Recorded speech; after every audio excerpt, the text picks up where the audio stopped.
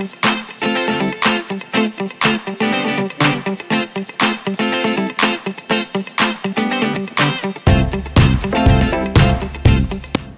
look at that pasta. What's that navigational lighting in? 2 hours and 41 minutes.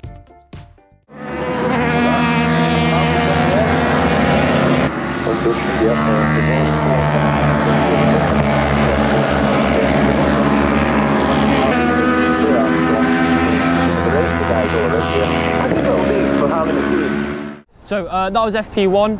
A few little technical issues. We had the gear lever fall off, and then there was also a red flag halfway through, and then we didn't go out till a bit later, again due to some technical issues. So I only did 12 laps, which in great fairness isn't many laps in FP1. It's a different bike. The team swapped the bikes around, so it's a different feel for me.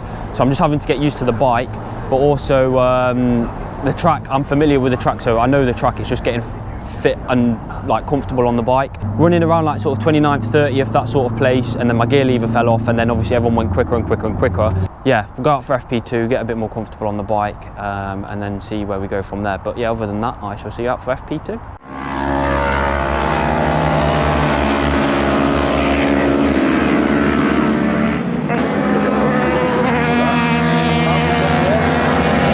That was FP2. Felt a lot better on the bike. The gear lever didn't fall off this time either. So yeah, went out with the group as well. Got a bit of a tow. We knocked like 0.4 off, I think, off my lap time 0.5, which is a lot round brands. My goal is to be in the 35s. I think I was P38 in FP2. But that always happens. FP1 I seem to go quite well, FP2 I drop off a little bit, and then it gets to quality and then I'll go back up again. So yeah, I'm sort of aiming for like P35 roughly, and then when we get to the race we can start picking them off, because my racecraft's a lot better than just my one-off lap times, and especially being out by myself, it's always difficult to like get a good lap time because you've not got a slipstream or anything. So the only time that I ever got a slipstream is if someone passed me. So yeah, that's today done. We had FP1, FP2. Tomorrow we've got a qualifying in the morning, and then we've got a race in the afternoon, and then Sunday we've got one race later on. But the forecast is meant to be wet, so it's going to be a bit tricky because, like you guys saw at Alton, first time riding in the wet, and we didn't have a wet setup either. We just went out on the dry setup. So we'll speak to Dave and see how it gets on. But yeah, that's it done for Friday. Thank you for watching, and I shall see you tomorrow. That was qualifying done. A really positive session, really. Obviously, it's a different bike, so it's got slightly less horsepower than the other one.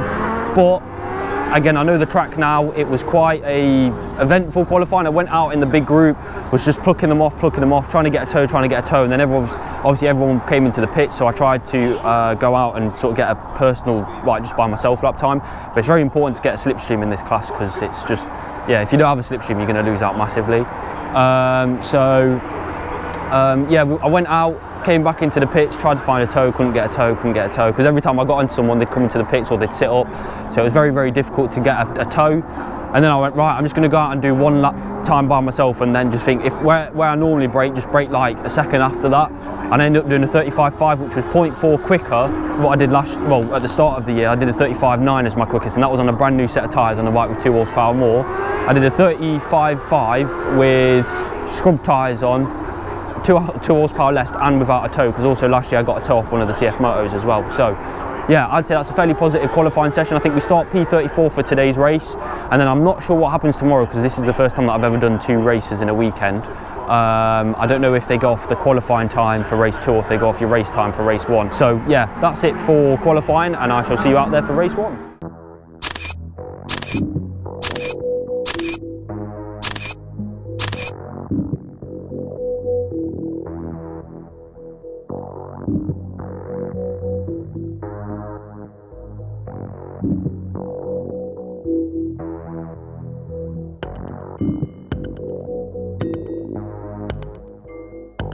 So, yeah, as you can see, we're in hospital. We're all like needled up, morphined up.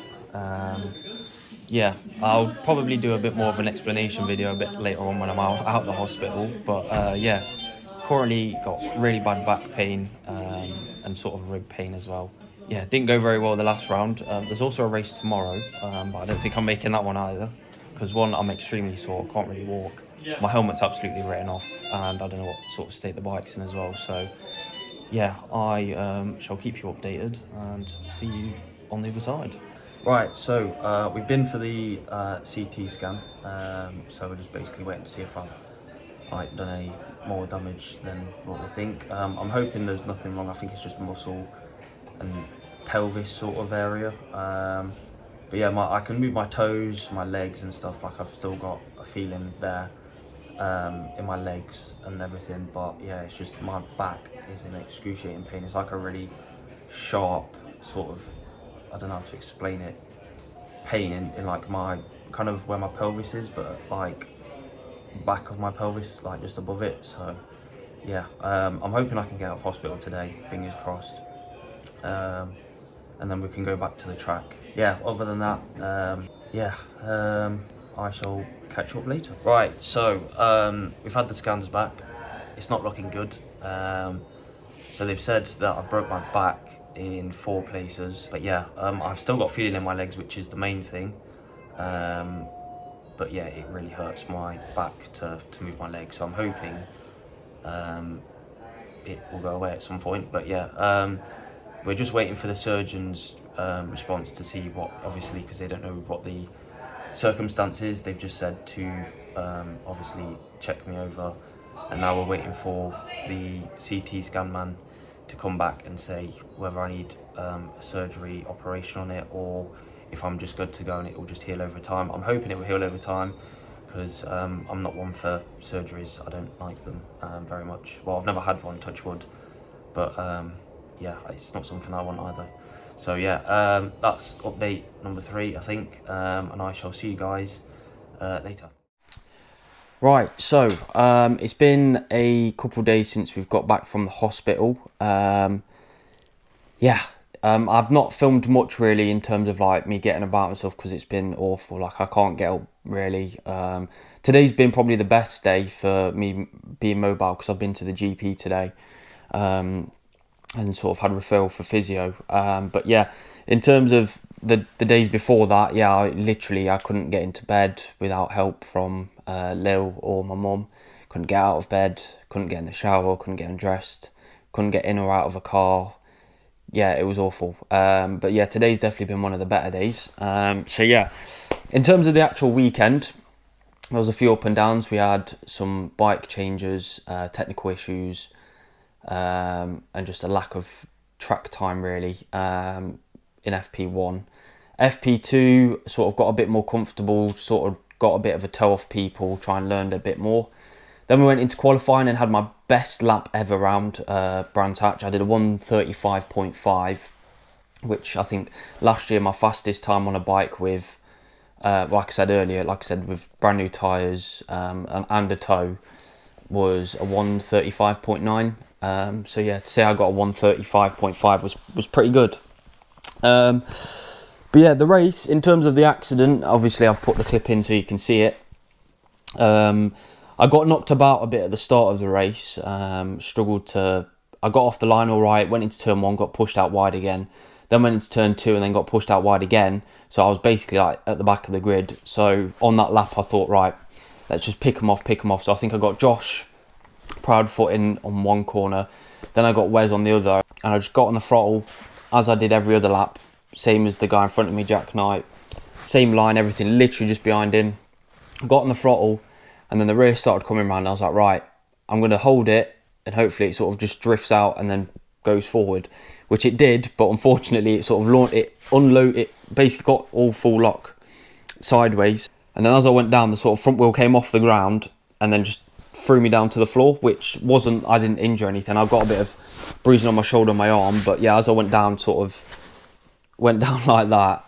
And then as I was sliding, I remember seeing the number 53 of my bike facing me, and I was sliding towards the curb and I was thinking, I know there's people behind me, so I'm going to get hit here, so I'm hoping I'm not going to get hit. I sort of got to the rumble strip and I was like, oh sweet, we've made it, I've not been hit. And then literally just as that sort of thought was going through my head, I got a massive bang, like launched forward, my face hit the floor. Because when it also hit my back, the wheel hit my back, but my head was still up. And I think the front of Wes's bike hit my head, so it ripped all the spoiler and everything and all the vents off the back of my helmet. So he's hit the back of my helmet, I've gone down, I'm like, then slide on my face. And then as Wes has sort of like rode over my shoulder, it sort of like spun me around. and as I've like spun round, I've then just been like sliding sideways, just looking up at the track thinking, Jesus Christ, that really hurt. And then I slid on, I think I got up sort of like a bit dazed, and then literally stood up and walked off the track.